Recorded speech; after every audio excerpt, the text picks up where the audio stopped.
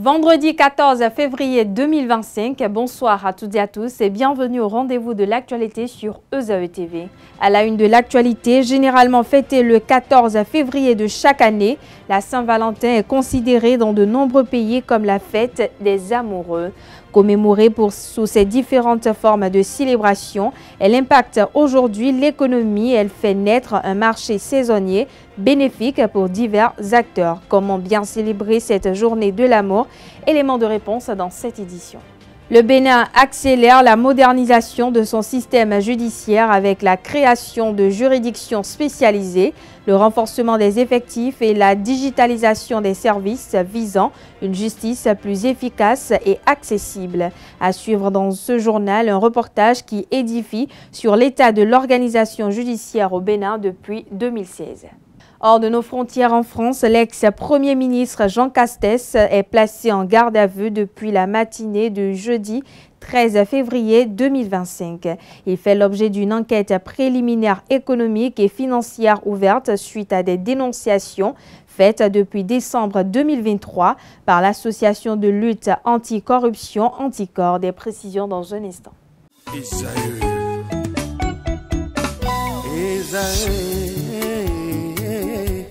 Vous recherchez une école de référence pour une double formation universitaire et professionnelle de qualité? Voici l'opportunité à ne pas rater. L'École supérieure d'administration, d'économie, de journalisme et des métiers de l'audiovisuel EZAE vous offre des programmes d'enseignement en licence et en master orientés vers l'emploi qui font d'elle une référence à travers les filières de l'administration générale et territoriale, l'administration du travail et de la sécurité sociale, droit, diplomatie et relations internationales, administration hospitalière, universitaire et intendance, journalisme et métiers de l'audiovisuel et toutes les filières des sciences de gestion. Une seule adresse, www.ezae.bj. Rendez-vous dès maintenant sur nos campus EZAE Bedjromende au numéro 90 93 65 21 ou au numéro 98 98 14 00. Paracourt sur le numéro 52 46 12 12. Aboumekalavi au numéro 52 88 44 44. Akpata au numéro 52 88 33 33. EZAE, l'excellence à un nom.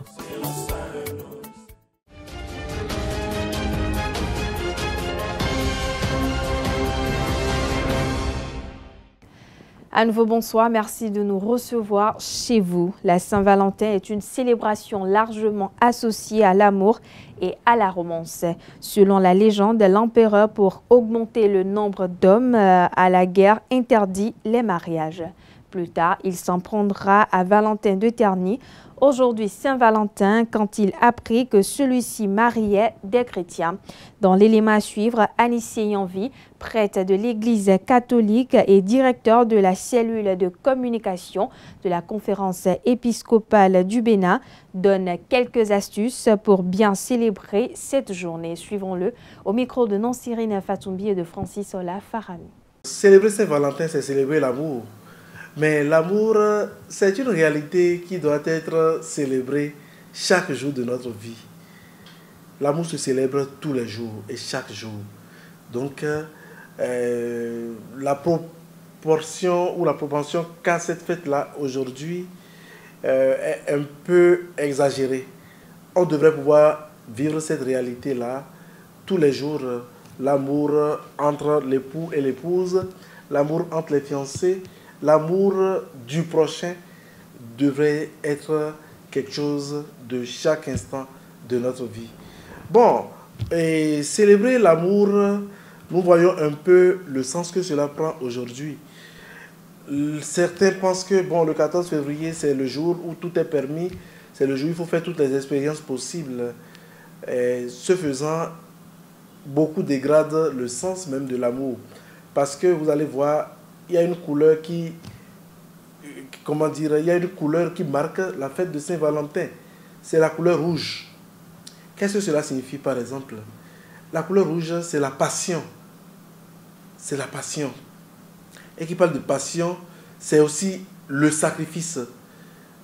Vous voyez, Jésus, par exemple, a aimé l'humanité jusqu'à souffrir la passion pour elle. C'est pour cela que le vendredi, vous allez voir que le prêtre est revêtu de rouge. Donc c'est la passion, c'est le don de soi. Et normalement, pour qui aime vraiment, il devrait réussir à passer de l'amour éros, c'est-à-dire l'érotisme et tout le reste, à l'amour agapé, qui est sacrifice, passion, don de soi. Et c'est dans la mesure où nous allons comprendre cette dimension suprême de l'amour que nous aurons compris justement comment célébrer cette fête aujourd'hui. Aujourd'hui, cette fête devrait amener deux personnes qui s'aiment à pouvoir s'asseoir, échanger sur les sacrifices possibles auxquels l'un et l'autre sont prêts à consentir pour donner un sens à leur amour. Ce n'est pas aller se jeter l'un sur l'autre qui est célébré Saint-Valentin. Ce n'est pas aller faire des orgies qui est célébré Saint-Valentin. Mais c'est redonner un sens à l'amour qui unit deux êtres. Et c'est surtout ça que nos jeunes surtout doivent comprendre aujourd'hui. Quand on parle de la célébration de Saint-Valentin, c'est vraiment une belle fête. L'Église aussi accompagne tous les amoureux dans cette fête-là. L'Église de plus en plus organise des soirées de gala pour célébrer Saint-Valentin avec les couples, avec les jeunes. Et à cette occasion, il y a des enseignements qui sont donnés, des conférences qui sont données, des conseils qui sont prodigués. Et on célèbre l'amour, mais en lui donnant le sens plein et édifiant qu'il mérite. Et non en le dévaluant totalement de son contenu, de sa quintessence. Parlons toujours de la célébration de la fête de la Saint-Valentin. Que dit l'islam de cette commémoration? Élément de réponse avec l'islamologue et professeur de la langue arabe, Bassirou Lassissi. Il est au micro de nos reporters. Tout d'abord, nous voulons clarifier que l'islam est une religion qui prend en compte l'être humain dans ses sentiments, dans sa volonté de se manifester la joie envers l'autre. Mais cette prise en compte est chaque fois dans l'islam cadré. Ça doit rester dans les normes et ça rentre toujours dans l'adoration d'Allah subhanahu wa ta'ala. Et nous savons très bien que les musulmans ont leur fête. Et comme le Coran a dit,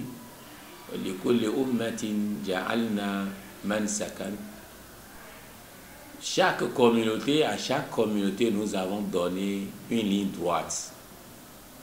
C'est-à-dire, nous, la communauté musulmane, nous avons notre ligne droite, la religion, la législation, qui nous clarifie tout ce que nous devons faire et ce que nous ne devons pas faire.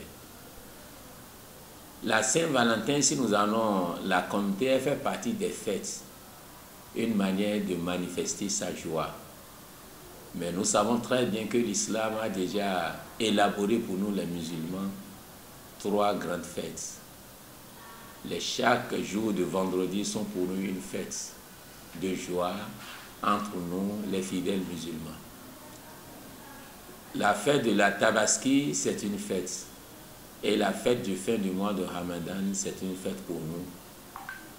Mais amener encore une autre fête en dehors de toutes ces 3 fêtes, ce n'est pas logique et c'est contraire à la loi islamique. Normalement, une fête pour l'amour ne devait pas attendre une année pour être célébrée. Si l'amour est tellement bâti sur une logique fondée, chaque jour doit être une fête entre les amoureux. Et cette fête, c'est la joie, la paix et la tranquillité dans soi-même. Et c'est ce que l'islam prône. Il ne faut pas démontrer à la nature que vous vous aimez, alors qu'au fond du cœur, l'amour n'existe pas réellement. Pour nous dire tout court, l'islam est contre cette célébration. Et celui qui fête cette journée, que ce soit d'une manière ou d'une autre, surtout avec son intention, a déjà débordé dans la limite d'Allah subhanahu wa ta'ala et dans les recommandations du prophète Mohammed sallallahu alayhi wa sallam. Et nous prions à Allah subhanahu wa ta'ala de nous faire comprendre notre religion et de nous orienter sur le droit chemin. Dans le même registre, quelques étudiants ont livré leur compréhension de cette fête de l'amour, la Saint-Valentin. Suivez leurs propos ici au micro de Anaël Do. Une belle école dans laquelle je me trouve. Il y a du journalisme, de l'administration. Ça signifie beaucoup de choses, beaucoup de choses. Pour moi, c'est très important de célébrer son amour pour quelqu'un, de lui offrir des cadeaux, tout et tout. Puis, qu'est-ce que je peux dire? En tout cas, vivez l'amour, parce que c'est très beau. Quand il y a l'amour, oh Seigneur. C'est une très belle fête. C'est une fête qui permet de démontrer à son partenaire comment est-ce qu'on ressent l'amour sous toutes ses facettes. L'amour érotique, l'amour passion, l'amour fraternel. Bon, voilà, c'est l'amour grandeur nature. C'est une fête pour ceux qui se sont déjà mariés ou bien des jeunes qui sont ensemble, qui vivent une vie amoureuse. Voilà. C'est une journée spéciale pour eux de se réconcilier, de se pardonner. La Saint-Valentin, pour moi, c'est la fête des amoureux. Pas seulement ceux qui sont mariés, mais la fête des amoureux, ceux qui s'aiment, qu'on soit en couple ou pas. Ça dépend de chacun. Ça dépend de la conception, de comment est-ce qu'il vit l'amour au quotidien avec son partenaire. Moi, je pense que personnellement, on n'a pas besoin d'attendre le 14 février avant d'offrir un cadeau à madame ou à monsieur. Mais quoi qu'il en soit, comme c'est un jour spécial, oui, on peut faire un cadeau pour marquer le coup. Non, bon, on n'est pas obligé de s'offrir des cadeaux le jour de la Saint-Valentin, parce qu'on peut le faire tous les jours. Même si je ne reçois pas de cadeau aujourd'hui, c'est pas grave. Si aujourd'hui je reçois un cadeau de la part de n'importe qui, je le reçois avec plaisir, que ce soit de mon copain ou d'une autre personne. Si on m'offre un cadeau aujourd'hui, j'accepterai en fonction de la personne qui m'offre le cadeau. Parce que je ne peux pas me permettre d'accepter tous les cadeaux. Accepter le cadeau de quelqu'un, c'est être en quelque sorte redevable envers la personne. Donc si je me permets de tout prendre, c'est un peu comme si je dis oui à tout. Si c'est qu'elle exige, je suis obligé de le faire, bon, pour lui prouver que je l'aime. Sinon, bon, c'est parce qu'elle exige, c'est pourquoi je le fais. Sinon, pour moi, c'est tous les jours, je lui donne des cadeaux et tout. C'est un peu ça. C'est pas un jour, quand on dit 14 février, là, c'est pas forcément un jour où on doit célébrer l'amour. On peut célébrer l'amour le 15, le 20 mars, si on veut. On peut célébrer l'amour tous les jours.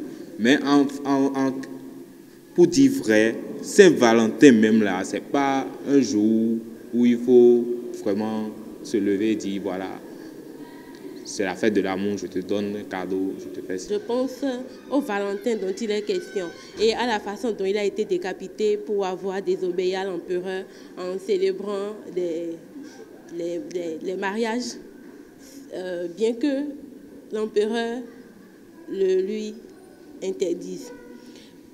Je pense d'abord à ça et ça me donne un peu de tristesse au cœur, mais je ne fête pas la Saint-Valentin. La Saint-Valentin, quand on veut célébrer réellement l'amour pour commémorer Valentin avec tout ce qu'il a pu faire de bien, il faut plutôt le faire dans un couple. Je trouve que c'est une fête réservée au couple parce qu'eux, ils peuvent mieux en savoir sur ce qu'est réellement l'amour. Parce qu'aujourd'hui, la jeunesse a pris la fête de Saint-Valentin comme je ne sais pas quoi. Et c'est devenu carrément la dépravation des mœurs. Bébé, je t'aime. Oh, oh, oh. Mon amour, je t'aime. Oh, oh, oh. Je te pardonne pour tout ce que tu m'as fait. Oh, oh, oh. Bébé, je t'aime. J'espère qu'un jour on va se marier. C'est également la journée des déceptions amoureuses. Pourquoi ? Parce que la fille va exiger des cadeaux. Le garçon peut ne pas être à la hauteur de ça, ou le garçon peut être comme moi. L'homme, je veux dire, peut être comme moi. Ne célébrons pas Saint-Valentin en tant que jeune. Et donc la fille, n'étant pas dans la posture de quelqu'un qui peut comprendre que la Saint-Valentin, c'est pour les couples, elle va se sacher et elle va donner gourmet à son gars. C'est un sentiment inexplicable, en fait. C'est un sentiment inexplicable, donc... Tout simplement, ce que moi je peux dire, vivez l'amour, tant que vous êtes jeune, vous êtes vieux, peu importe l'âge, mais vivez l'amour.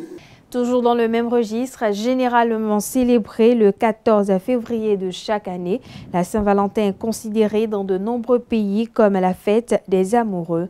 Au-delà de l'amour entre couples, certains, comme l'artiste chanteur de zouk et compositeur Richard Flash, de son vrai nom, Richard Kakpo, et PDG de la Centrale Company, estime qu'il faut célébrer également l'amour fraternel, amical et sous toutes ses formes en ce jour. Suivez un extrait de son argumentaire au micro de Carles Kitomé et de Quentin Amoussou.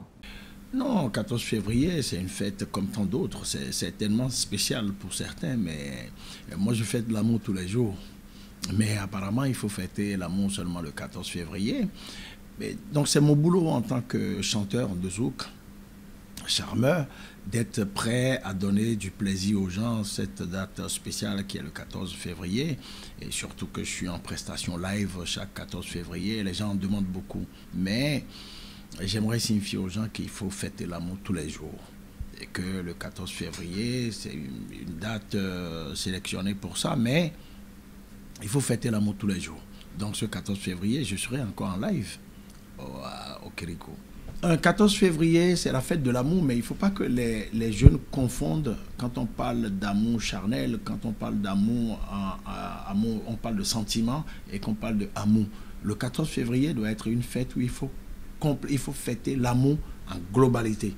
C'est-à-dire que l'amour pour ma mère même se fête le 14 février, parce que c'est la fête de l'amour, mais ce n'est pas la fête de copains, copines forcément, quoi. C'est ce que je veux expliquer. Je pense que tout le monde a compris ce que je veux dire. Donc c'est la fête de l'amour. Donnez de l'amour autour de vous, à vos collègues au boulot, ce 14 février. Et vous pouvez donner des cadeaux à vos collègues au boulot. Vous pouvez partager des plats avec vos collègues au boulot. Vous pouvez serrer vos amis, leur donner beaucoup plus de confiance, enfin de l'amour, de l'affection. Les gens en ont besoin. Et donc la fête de Saint-Valentin, c'est exactement ça aussi. Dans un autre registre, nommé président de la Chambre administrative de la Cour suprême le 15 janvier 2025, en sa séance hebdomadaire du Conseil des ministres, le professeur Ibrahim Salami a pris les rênes de ses nouvelles fonctions. C'était ce mardi 11 février 2025, à l'issue d'une audience solennelle de prestation et de serment et d'installation par le président de l'institution, Victor Adossou, au siège de la juridiction à Porto-Novo. Ibrahim Salami aura pour mission de veiller à la cassation normative, d'assurer l'uniformité de l'interprétation de la norme sur tout le territoire national et par la cassation disciplinaire, d'amener les juges du fonds statuant en matière administrative au respect scrupuleux des principes directeurs du procès et du droit processuel. Victor Adossou a rappelé le rôle de structure pilote de gestion des contentieux qu'aura à jouer la chambre administrative que préside désormais le professeur Ibrahim Salami. Il a révélé et relevé, autant pour moi également, le défi du fonctionnement des chambres administratives des juridictions du fonds, en particulier celle du tribunal de première instance de Cotonou, où des centaines de requêtes non traitées sont en désinhérence.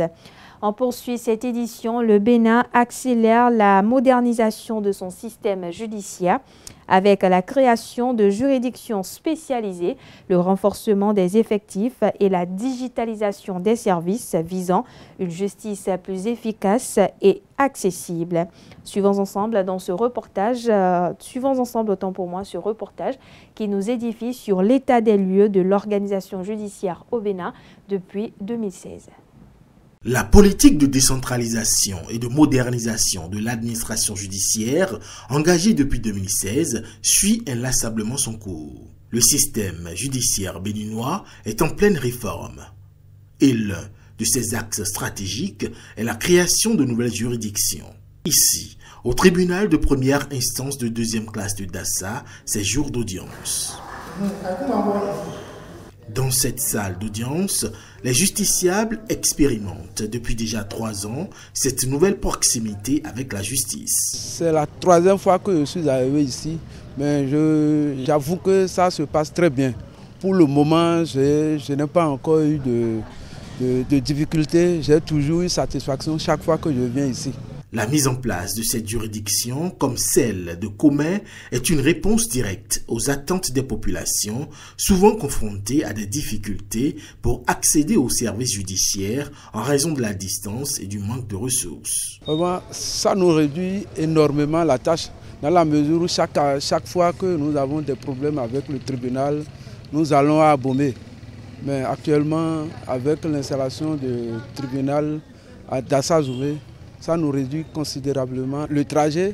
Et même à vélo, on peut venir ici. Avant, je devais débourser environ 6 000 francs CFA comme aller-retour d'Assa à Abomey et me restaurer. Aujourd'hui, je n'ai dépensé que 150 francs CFA. Je suis très contente du fait qu'avant, on va à Lokossa, bien à Ouida. Et aujourd'hui, nous sommes très ravis du gouvernement que le tribunal est à Commet.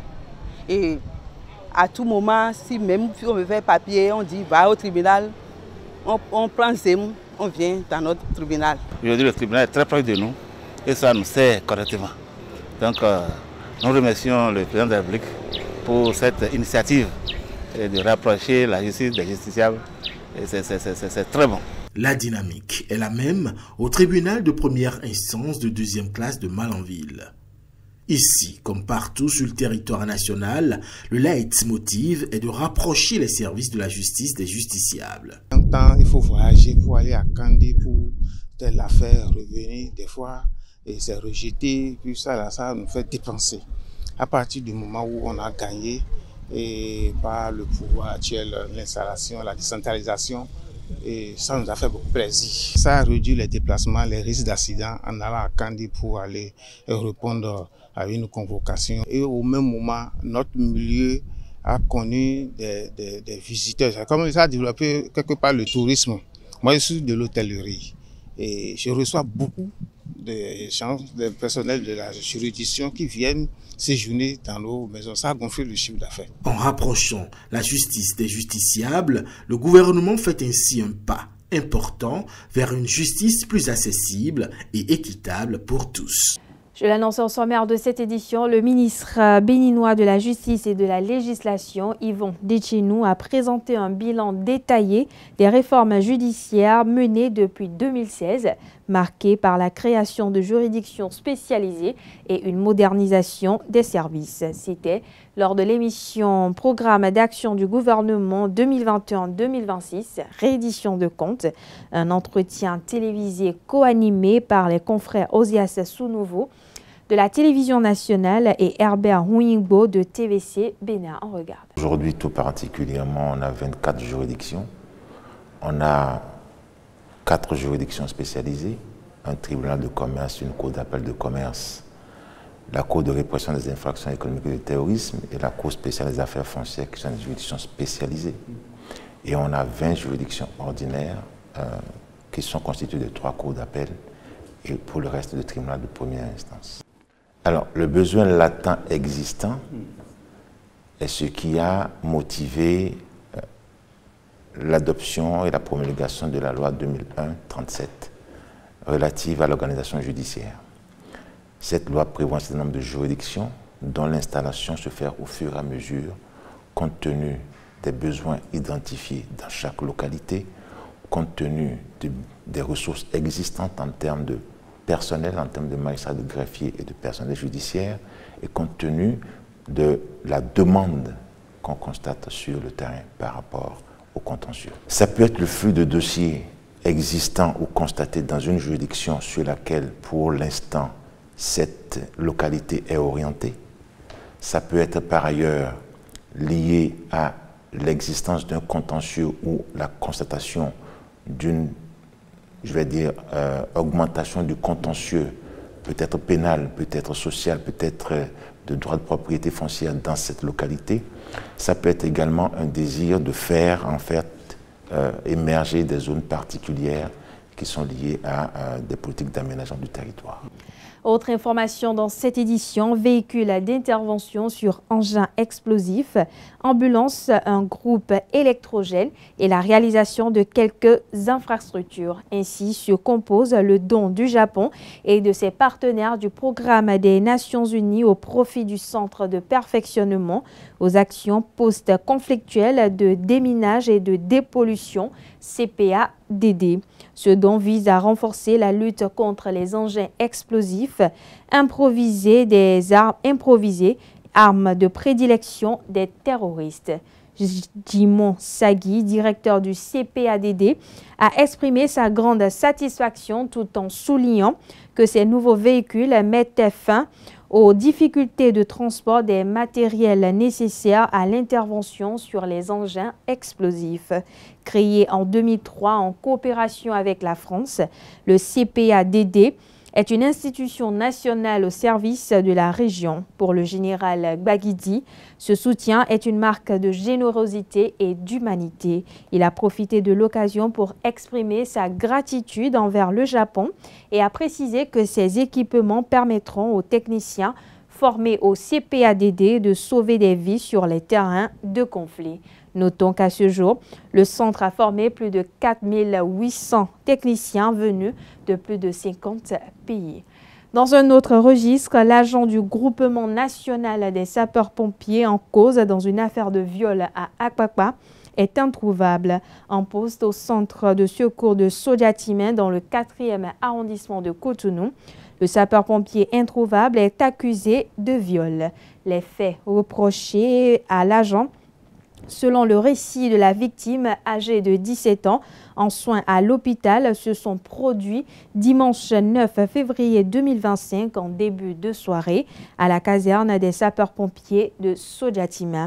Dans le cadre des enquêtes en cours dans le dossier, l'accusé a été convoqué au commissariat du 4e arrondissement pour affaires le concernant. Selon les informations, le sapeur-pompier était attendu au commissariat le 12 février, mais il ne s'est pas présenté depuis le lundi 10 février et ne s'est pas rendu non plus à son lieu de travail.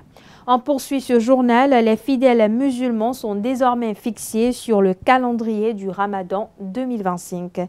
Le jeûne annuel des fidèles musulmans démarre le samedi 1er mars 2025. Considéré comme un mois saint, le Ramadan fait partie des 5 piliers de l'islam avec l'aumône, le pèlerinage, la prière et le témoignage de foi. Durant ce mois saint, les musulmans sont invités à jeûner, s'abstenir de boire, de manger, de fumer et d'avoir des rapports sexuels. Prévus pour durer 29 ou 30 jours, les dates sont susceptibles de changer en raison des observations lunaires. Et puis hors de nos frontières, sur le terrain du Sud Kivu, l'AFC M23 a fait de nouvelles percées. Plusieurs sources humanitaires et sécuritaires signalent la présence des combattants soutenus par Kigali à l'aéroport de Kavumu, situé à 35 km au nord de Bukavu. Les émissaires religieux poursuivent leurs consultations et tentatives de médiation. Après leur rencontre mercredi à Goma avec le directeur de l'Alliance Fleuve Congo AFC, dont fait partie le M23, les émissaires des églises catholiques et protestantes ont échangé jeudi 13 février avec le président rwandais Paul Kagame à Kigali. Cette nouvelle avancée intervient après la prise d'une nouvelle localité par l'AFC M23 dans la nuit du jeudi 13 au vendredi 14 février 2025.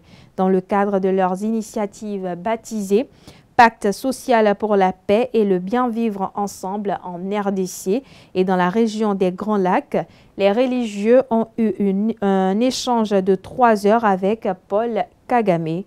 Paul Kagame a réaffirmé sa méfiance envers son homologue congolais Félix Tshisekedi, qu'il accuse d'attiser les tensions et même de vouloir renverser son régime. Sur le volet militaire, Paul Kagame dénonce le rôle de l'Afrique du Sud au sein de la force régionale de la communauté de développement d'Afrique australe SADC présente à Goma. Rappelons que cette rencontre avec Paul Kagame intervient après leur entretien mercredi 12 février dernier à Goma avec Corneille Nanga, autant pour moi, coordinateur de l'Alliance Fleuve Congo AFC, dont fait partie le groupe armée M23. De l'Est de la RDC, rendons-nous en France où l'ex-premier ministre sous le régime Macron, Jean Castex, est placé en garde à vue dans les locaux de la gendarmerie, ce depuis la matinée du jeudi 13 février 2025.